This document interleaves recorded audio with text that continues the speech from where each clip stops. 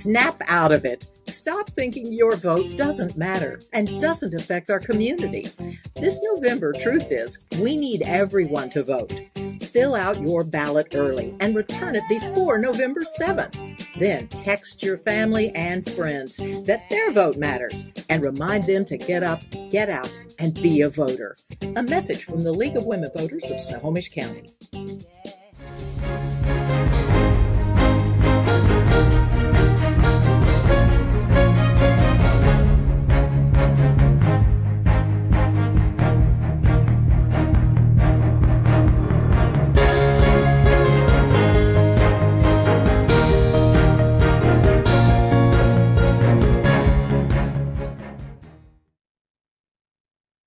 Welcome to the League of Women Voters of Snohomish County Forum for Candidates for Snohomish School District Director, District 2. I'm Valerie Cole-Kelly, a member of the League. This forum is being live streamed to our League YouTube channel. To those in the virtual space, thank you for joining us. Let me provide some background on this position. School district directors set policies on curriculum and make decisions on books, dress codes, and disciplinary actions. They hire superintendents, set district budgets, and work with teachers, administrators, parents, and community members to support all aspects of K-12 education. Candidates for Snohomish School District Director, District 2, are Tabitha Beatty and Rob Service. Please note that a forum with candidates for District 4 was held during the primary election and can be found on our website. It is the policy of the League to be nonpartisan. Therefore, we neither endorse nor oppose candidates or parties. The rules for participation in this forum were sent ahead of time to all candidates. I will pose the questions and will clearly state the amount of time allowed for each answer. We are using a countdown timer visible to all candidates, and time limits on answers will be strictly enforced. I will change the starting order for each question, alternating candidates in the starting position to ensure a fair sequence. The order for the first question will be Tabitha Beatty, then Rob Service. Let's begin. Candidates, you will have 2 minutes to respond to this first question. Ms. Beatty, your question is, what are the major issues you feel need to be addressed by this office? Please explain why you are focusing on these issues. Again, 2 minutes. Awesome. Thank you, Valerie. Well, you kind of covered the responsibilities of the role in the opening. So one of those responsibilities is the budget and being fiscally transparent and fiscally responsible. So Snohomish School District is one of the only districts that did not have to lay off staff in these last couple of years. And that's based on us having been fiscally responsible with our budget. So I believe transparency and fiscal responsibility are one of the key issues and responsibilities that needs to be maintained through the district. Other issues are addressed with the district's new strategic plan that came out this year. And that was coordinated through students, staff, parents, board members, community members, and that looked at some issues which I think are important, which is recruiting, training, and retaining quality and diverse staff, supporting those staff with professional development to meet the district's needs, and then ensuring equitable and accessible opportunities for all students. That also includes continuing to reduce the achievement gap that is created by socioeconomic, social, emotional, and pandemic-related challenges. So providing comprehensive student support through services as outlined in the strategic plan, i.e. special education services, multi-language learners, title programs, early learning, and developmental preschool, I think are some of the key areas. Thank you. Thank you. Mr. Service. All right, make sure I unmuted myself. So I think the district is in a good place, and I'm thankful that they were responsible, going into and coming out of the pandemic, and they're not in the dire financial situation that other districts around us are in. That said, there are many buildings in the district that are old and antiquated. That would be one of my priorities, is trying to figure out a way that we can update those buildings and make those buildings more suitable for learning for students within the economic realities of the district. I also think it's really important that the district continues to focus on and encourage parental involvement in education, transparency with parents, open communication with parents flowing freely from administrators and teachers.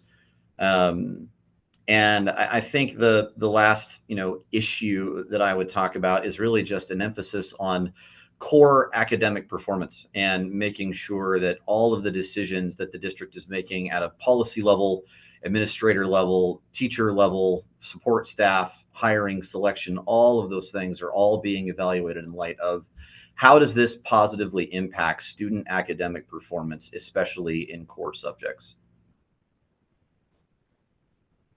Thank you. Candidates will have 90 seconds for the next few questions. Timer, please adjust the clock. So the next question is, what qualifications and experience make you a good choice to address these issues? Again, it's 90 seconds, and Mr. Service, we'll begin with you this time. Well, I'm very familiar with the school district. I managed the Snohomish Aquatic Center, was the assistant supervisor there for 8.5 years. I was responsible for budget development, budget tracking, selection, development of programming and staff, training all of the staff. And I worked very closely with members of cabinet as it related to the Aquatic Center's budget. And I'm familiar with the budget of the district as a whole, and how all of the pieces work together. So I think my budget experience certainly helps me. I was born and raised in Snohomish. I have a very vested interest in this community and in this school district. And I was also a coach in the district for 18 years and worked very, very closely with athletic directors, with teachers, and throughout all of my time working with and for the district, my emphasis has always been on academics. And I really enjoyed my time as a coach and my time at the Aquatic Center, working with all the different members of the district to help be a part of creating a well-rounded student. And I look forward to doing that, hopefully, as a part of the board.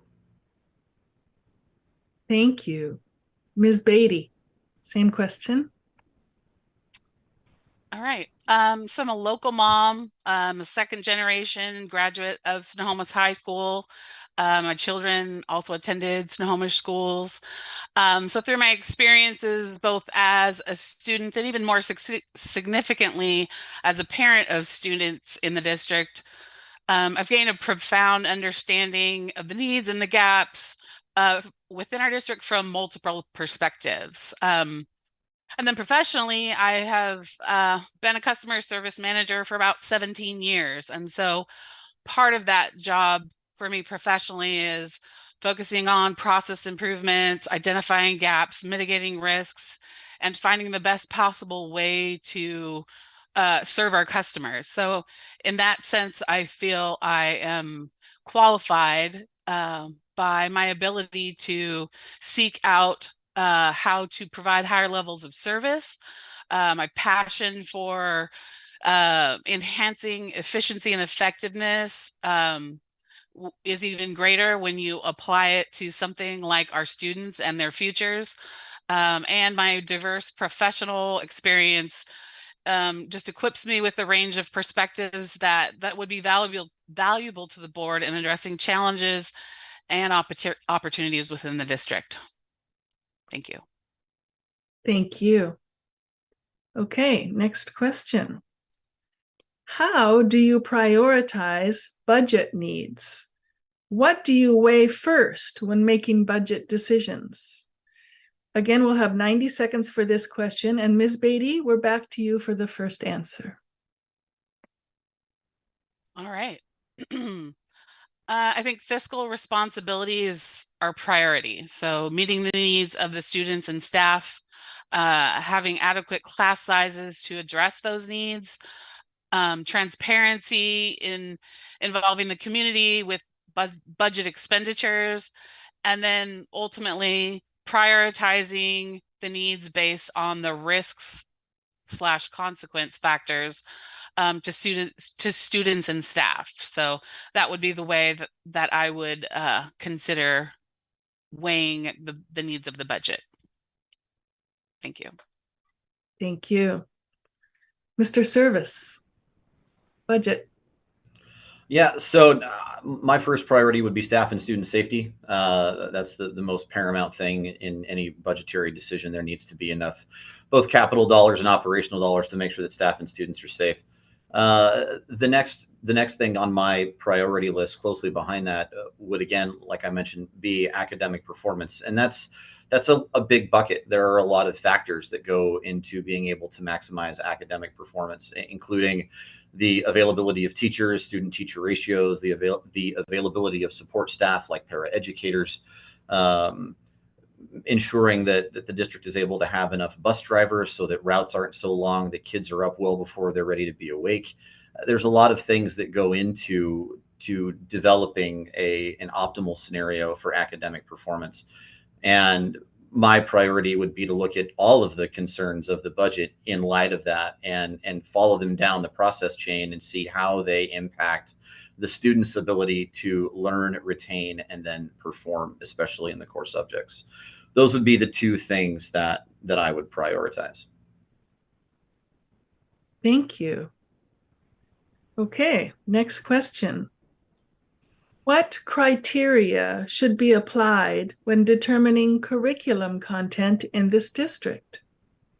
You have 90 seconds again, and Mr. Service, we begin with you this time. What criteria should be applied when determining curriculum content in this district? Yeah, well, first and foremost, you have to make sure that it conforms with state standards and state graduation requirements. Beyond that, I think it's very, very important that administrators, the board, and educators are making sure that all curriculum is age appropriate, and that it's real world applicable so that students are prepared for the next step, which for some students may be college and for some students may not be college. Keeping those options open and making sure that students are prepared for what's going to happen next, regardless of what that might be, and that they're positioned for success. I think it's very important throughout the entire process that parents have an opportunity to be involved, and there's full transparency regarding the curriculum that's being delivered to the students at all grade levels.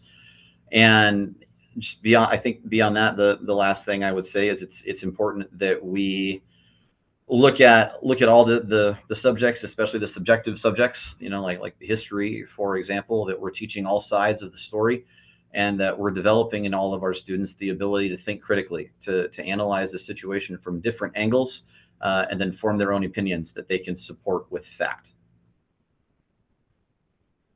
Thank you. Ms. Beatty. Yep, thank you. The district actually has their current curriculum review criteria encompasses alignment with both the state and district standards already, and takes into consideration the developmental appropriateness, the reliance on research-based materials, accessibility for students, inclusion of multiple perspectives, and representation of various voices. I think it's critical for our district to persist in evaluating curriculum content using these criteria, and that our aim is to guarantee the provision of accurate and equitable represented education materials that includes all or actually removes any biases, so that there are perspectives from all angles and the ability for students to hear and learn accurate data. Thank you. Thank you. Okay, next question. What suggestions do you have for improving the academic performance of students in the district? Again, you'll have 90 seconds, and Ms. Beatty, will start with you this time. All right. I think academic performance is absolutely the most critical. And so I take this back to my professional experience a little bit in customer service and involving asking the customers, right? And asking the students and the parents and the staff. I think the strategic plan starts to get at that as we engage so many different members of the community, students, parents, staff, board members. So this is key right here for us to look at that, the strategic plan, because that's where so many of the academic performance issues are addressed there. Utilizing evidence-based curriculum is part of it that aligns with the standards, ensuring academic and social emotional learning is relevant to the students' lives and the futures, and engaging and challenging students in courses that are responsive to their interests and goals. It's also important that we have data-informed practices and that we're utilizing multiple data points to understand where our students are at and how we need to elevate them. Thank you. Mr. Service. Could you repeat the question? Sure. What suggestions do you have for improving the academic performance of students in the district? And again, you have 90 seconds. Great, thank you. I think that to improve academic performance of the students in the district, you need to look at it from a variety of different angles. Obviously, lower student-teacher ratios are good for everybody, and that's a budget concern, right? Teachers need good salaries, and the district only has so much money. So looking at ways that dollars could potentially be shifted to provide more academic support to make classrooms smaller.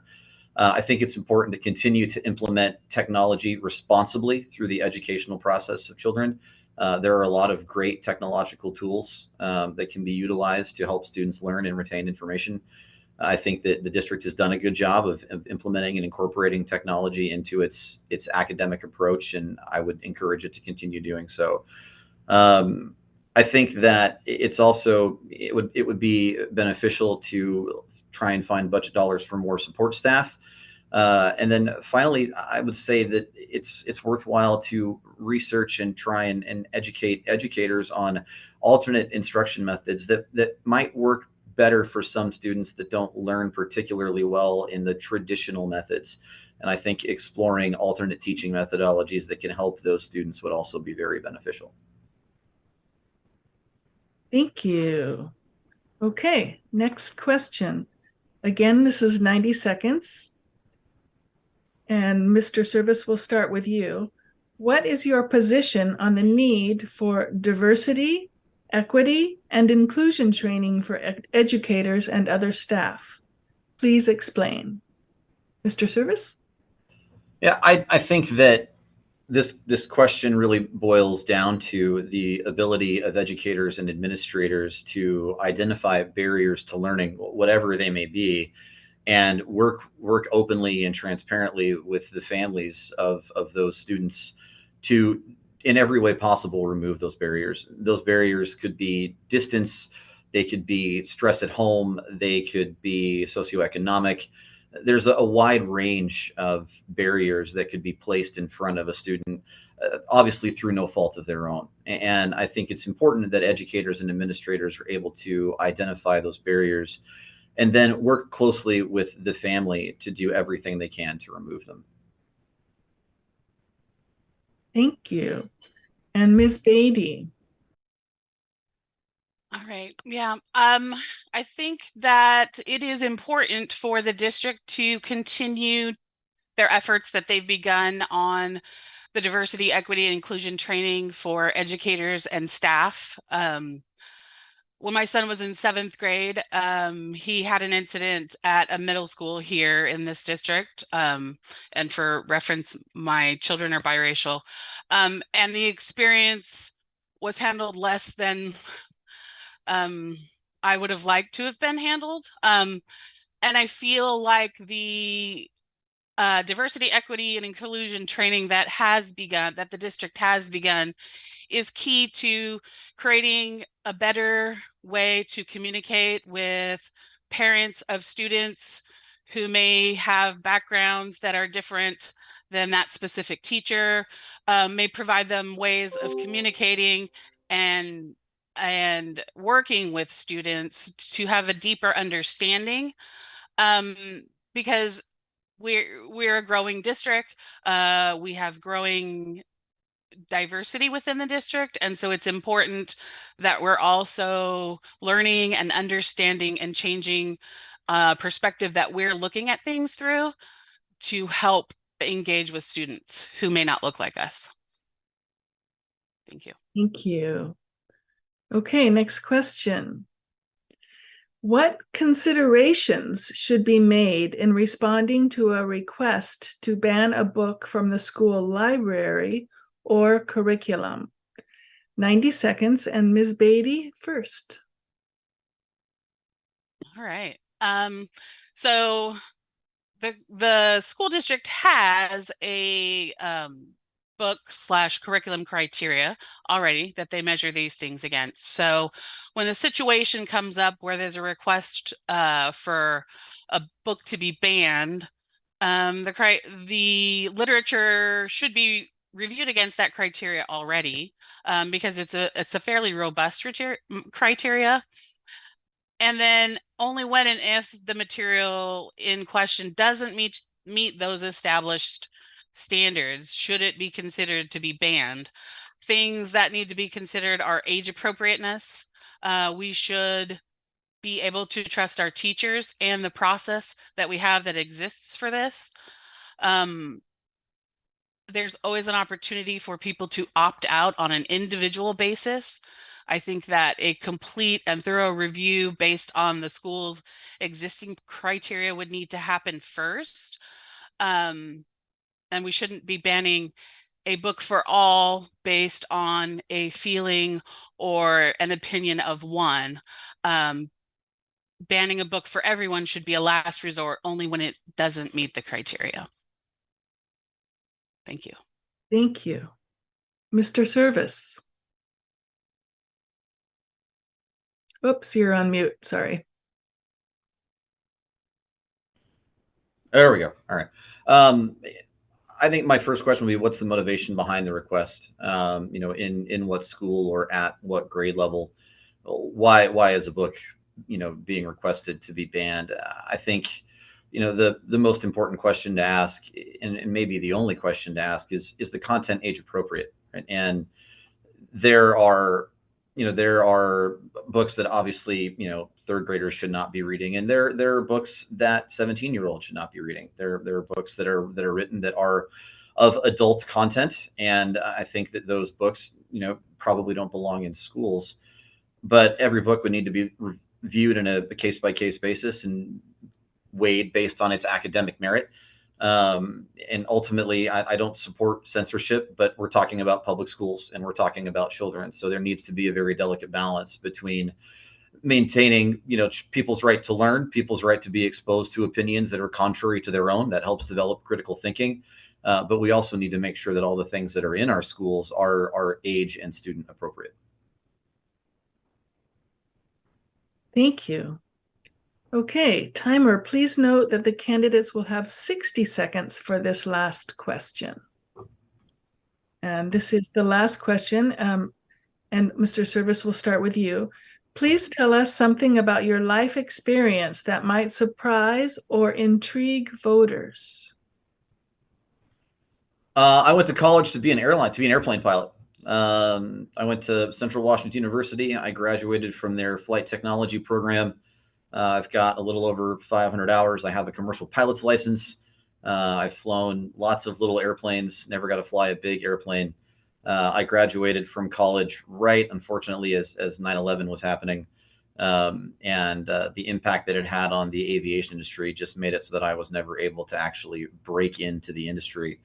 Yeah, I think that's my fun fact. I know how to fly airplanes. Thank you. Ms. Beatty. All right. My fun fact that people may or may not know is my sister is the other half of Bob's Corn. Snohomish is a great community here where there's a lot of local farms that have agritainment. So my sister is married to Bob out at Bob's Corn and Pumpkin Farm. And I've worked there for the last 10 plus years seasonally with my mom and my dad, and now my daughter. It's a fun experience where we get to work with a lot of the youth from high schools in the area who come and work seasonally. It's a great experience to spend time with my parents and my sister and my nieces and get out there in the great outdoors of the Pacific Northwest and enjoy some good roasted corn and the weather that hopefully stays nice most of the season. So that's just my fun fact. Thank you. Okay. The League thanks these candidates for joining us and for running for office. A recording of this forum and others will be available on the League of Women Voters of Snohomish County website and YouTube channel. Find links at lwvsnoho.org. We encourage you to explore additional information about these and all candidates. Vote411.org, sponsored by the League, is another good source of information. The Snohomish County voter pamphlet will be mailed starting October 18th. Ballots will be mailed starting October 19th, and Election Day is November 7th. Please be a voter. Thank you to our League Candidate Forum team, and a special thanks to Dave Moon and the Solton School students at turkpride.tv, who made this live stream possible. And of course, thank you all for joining us. This concludes our candidate forum.